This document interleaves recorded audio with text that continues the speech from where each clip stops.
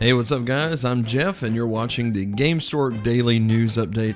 Lots of good news today from new games, anime-based games, small file size for an upcoming game that you would think would be a lot bigger, and a lot more. Let's jump right in.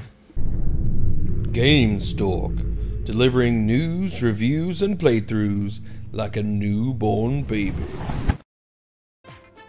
So, I don't know if you guys are like me, and I hope that you are like me in this, that you watch anime. Anime is fantastic. It's wonderful. It's adventurous. It's got, so many things that are adult themed while also being way more, fantastical and awesome than a lot of stuff that we're presented in our culture today, which, Japanese culture is amazing anyway. But anime is something that I watch, and one of the big shows right now is My Hero Academia. Now, this show is really, really good. I really enjoy it. I think it's great.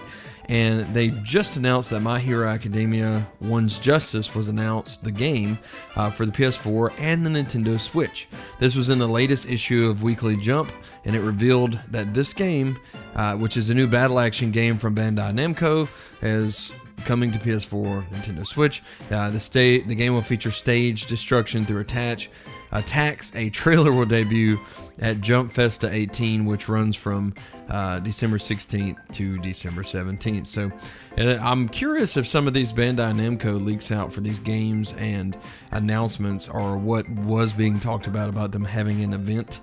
We know that all these games are real, but who knows? I mean, at this point, Bandai Namco is even rumored to be, doing the new Metroid Prime game. So whether that's true or not, I have no idea. I'm going to do a separate rumor video on that to talk more about it and what I think. But I think that Nintendo, considering what they have going on internally and the success with Ubisoft creating Mario plus Rabbids, it would make sense to go with someone like Bandai Namco, maybe someone from the outside who enjoys the Prime series and really wants to invest and make it as good as possible. So I don't know, that's going to be cool either way.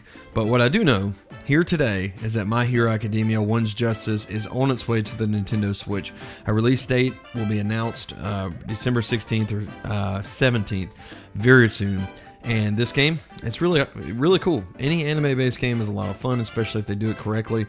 Even the One Piece Unlimited World Red, which came out to Nintendo Switch, which I played extensively, is good. I really enjoy it. I don't know if you guys know this yet or not, but Nintendo Switch was the hottest product on Black Friday and Cyber Monday. And here's the thing, it wasn't even on sale, okay? You walk in here, it's still $2.99. They didn't drop the price, and it's still the hottest item, period. The top seller, the most wanted thing. And why wouldn't it be? You have Breath of the Wild, you have Super Mario Odyssey, Mario plus Rabbids Kingdom Battle, you have Super Mario Kart Deluxe 8, you have all these things. And I mean, come on, it's a no-brainer. Indie games are better on the system. Big third-party games are better on the system because you can carry them on the go. And let's face it, the only thing that would come close is if you were to buy a laptop that's very good at gaming and spend $2,000 on that, carry it with you and play games on a laptop, which is the second best. However, this is about this big, and you can just hold it and play it wherever you go. You can tuck it in a bag, and it's very easy to walk around, to use. It's just amazing that the Nintendo Switch is so small and capable of so much. And not only is that amazing, but it's amazing that it's for $299. People have made the argument, well, my cell phone can, blah, blah, blah, and I have played games on the cell. Well, your cell phone costs $800 to $1,200, okay? Trust me, I know. I just bought a Galaxy S7 Edge, and that bad boy was over $800. Imagine being able to do what the Switch does if your phone was $300 and still perform the same way. That's pretty great. So the Nintendo Switch being at that price point is really an amazing thing. If you guys are excited about Ukulele and you're worried about storage space, do not worry any longer. Playtonic has announced that Ukulele will only be 6 gigabytes on the Nintendo Switch. That's amazing to me. How these guys are shrinking these games down to still offer the same experience is just befuddling. If you've seen this run on the Nintendo Switch, then you know, as well as I know, that it runs well. It looks exactly the same. And the fact that this is only a 6 gigabyte game is pretty awesome. Coming off the Resident Evil 1 and 2 Revelations, which Revelations was right at 30 gigs. So it's a pretty big deal that this is that small, and you want to keep these small until they have larger mini SD cards available. I've heard people complain about that too, about the prices, but the reality is that if you want storage that's this small and you want it to be 1 terabyte, it costs a lot more than storage that's this big at 1 terabyte. That's just the reality of it. But instead of making the Nintendo Switch $500-600 with internal storage like the PS4, you know, they gave us the option to pick the storage that we want. So if you want to go to physical versions and cartridges of the games, you can do it, and you don't have to invest a ton of money in storage. So I think it's pretty cool. I can't, honestly, you know, I can't wait. I wish there were multiple spots maybe to store different mini SD cards, but you know, that's a whole nother video. All right, ARMS. If you guys are still playing ARMS, guess what? Update 4.1.0 is out now, and there's an extra character. Springtron is playable officially. Nintendo added something new here. Well, kind of. Springtron is now officially a playable character. Originally, Springtron was brought in as a boss character as part of another update in October, but now he's actually playable. To me, considering it starts with the same arms as Springman, it kind of just seems like Springman in a new skin, but you know, that's just me saying that. But Springtron is a highlight of the update. But Nintendo also added badges, made balance adjustments, and a lot more, and it's, you know, pretty interesting. So his initial arms are the same as Springman, and when Springman unlocks new arms, Springtron will also have access to them. So it's essentially the same character who just looks different. New badges have been added. Added badges that are unlocked via specific fighter arm combinations, and also ones that are unlocked by fulfilling certain conditions on stages and environmental gimmicks, and more. There's added support for traditional and simplified Chinese if you need that, and you can switch your language in the system settings. They fixed the issue in online play where immediately after time runs out, guarding would be canceled and not allowed players to defend post-time attacks, and also fix the issue in ranked matches where certain fighters' voices could be heard prior to the start of the match. So they have been working still on cleaning up this game, and it makes sense considering they sold well over 1 million copies. I don't really know. I'd like to hear from you guys if you're still playing this game. I know that occasionally I do turn it back on and I'll play a local match with my son or two, and it's a lot of fun. I really dig it. I don't think that I'll ever be good enough to be really competitive with it, but I am good enough and competent enough to have a lot of fun at, you know, local co-op. So, you know, though as these updates come, I've been going in, checking out the new characters and kind of just playing with it. But as far as like seriously playing, if you guys are seriously playing this game still, let me know. I really want to hear how interested some of you guys are in this game.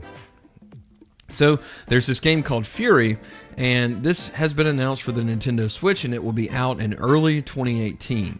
Fury is all about tension, and the tension of one-on-one fights against imposing opponents over a mysterious quest for freedom.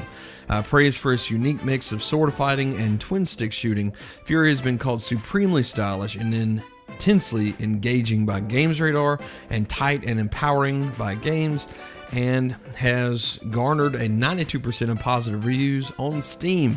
So this is a very solid game. With its stylish aesthetic and unique character design by Takashi Okazaki, Afro Samurai's creator, it's a killer soundtrack featuring popular electro musicians Carpenter Brute, Danger, and more, and the game is a love letter to Japanese action games such as No More Heroes, Metal Gear Solid, and God Hand. And this is a big statement considering the fact that those games are so well received. Personally, I have not played this game. This is one that's gotten away from me, but I am going to look at this on the Nintendo Switch, which is kind of the appeal of the Switch, isn't it? That if you did skip over a game and you kind of missed it, the Switch is the place to play it.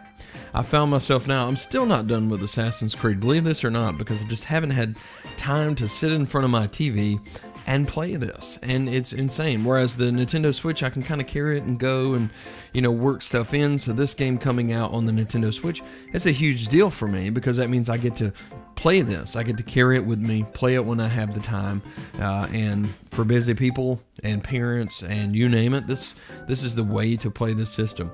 This is a feature-complete Nintendo Switch condition, and it'll be available early 2018, including all the content and improvements released so far for Fury series, so you can guarantee that this has all the updates, it has all the patches, and it's going to be running very well when it releases on the Nintendo Switch.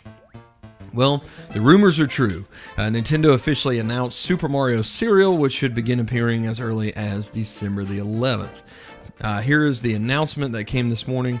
It said, with Super Mario Serial, Nintendo and Kellogg's have teamed up to take on the Breakfast Odyssey that will continue long after the cereal box is empty. In addition to the collectible Super Mario Odyssey box art, each Super Mario cereal box functions as an amiibo accessory, making breakfast more playable as an experience. This powered-up partnership with Kellogg's is another exciting way for us to expand the Nintendo brand in a unique and creative way, said Tom Prada, Nintendo of America's Senior Vice President of Strategic Initiatives. We are always looking for new opportunities to bring smiles to people of all ages, and is a fun way to kick off the day. The limited edition cereal box will begin hitting stores on December the 11th, so keep a lookout. Actually, yesterday as I went into the store, I walked through, made sure to search all the shelves to see if it was there, and it wasn't. So I'm very happy to hear that it's going to be here now. Hopefully we can find one, test this amiibo out, see what it does in the video whenever it does come out. And those playing Super Mario Odyssey, I can tap the cereal box on the Nintendo Switch system, and like you would an amiibo, receive gold coins or a heart in the game. So it looks like it's not going to do anything too special, but it is, you can interact with it. So even though the cereal kind of looks like some other cereals, it has a Super Mario twist, whereas it has the colorful power-up marshmallows and as they put it, a blast of mixed berry flavor in every box. So they continued and said, we are thrilled to pack so much fun into one box of cereal. And this is Brad Schwann, Senior Director of Morning Foods Marketing. He said the package adds value and excitement for fans with marshmallow shapes and cereal inspired by Super Mario power-ups to tie the theme together. So this is essentially a no-brainer for both, I guess, the cereal company mostly. Nintendo's brand is very popular. Kids will want that cereal more than something like Lucky Charms, which is similar. And, having amiibo functionality really makes us, like, I'm even already talking about seeing what it does and going to get it and trying it out, So my biggest wonder there is if it's only going to work once or if it's something that you can keep the box and keep scanning it. I don't know. We'll have to wait and see on that, but who knows. So lastly today, I'm going to say first that this is a rumor. Rumor, okay? So, Nintendo, there's been a leak in the internal EA emails, and this makes mention of a January Nintendo Direct, February 18 release date for a game called Faye. From Reddit user Old School 2, he shared something that was extremely interesting, and he said over the past 3 months he claims he had been receiving emails from EA about 2 upcoming titles. One of these is Faye, which is slated for the Nintendo Switch. Some of the information Old Soul 2 has received an email looks, let's face it, it looks really convincing. It looks like it's something that we could believe, and it's noteworthy that the Faye section mentions the Nintendo Direct for January. So as you're looking at these, you can see that this game, although I'm not going to talk extensively about it at this time, this information looks pretty legit. It looks like it's something that we could believe. It looks like it has a legitimate tie-in with a Switch trailer and previews. And it's also, apparently, supposedly, by rumor, Faye is a plan for a February 18 launch. So looking at this, what Old Soul 2 received, I don't know whether or not we should believe this full-heartedly. I don't know. We should always take rumors with a grain of salt. However, this game looks really interesting. It looks like a lot of fun, and it looks like something that we could play on the go and be super happy. And let's just hope that all these rumors are true. There's so many rumors going around that some of them being true would be great. So far, we're 1 for 1 there, figuring it out, that the cereal's real, right? Super Mario cereal, how could that happen? Faye on the Nintendo Switch? Well, yeah, let's do that too. How about it? Anyway, thanks so much for watching, guys. I really appreciate you. Be sure to like and subscribe below. Hit that subscribe button. Hit this like button. Show some love to Gamestork. If you really appreciate it and you really like this content, I depend on you, because without you, this channel is nothing. Without you, making videos will be pointless. So I need you guys, and I need your help as fellow Gamestorkians, okay, to help out the channel by hitting like, hitting subscribe, and sharing by word of mouth, or just share on social media these news updates. Very soon we'll have some more playthroughs. I'm working on the second one right now for Skyrim, which is going to show you kind of a little bit of a cheat to get at least to level 30 within a very short amount of time before you get out of that first cave after escaping the initial thing. So once that's up, you'll see what I mean. It's really easy, it's really cool, and it'll give you a good boost. Thanks so much, guys, and we will see you next time. Gamestork, delivering news, reviews, and playthroughs like a newborn baby.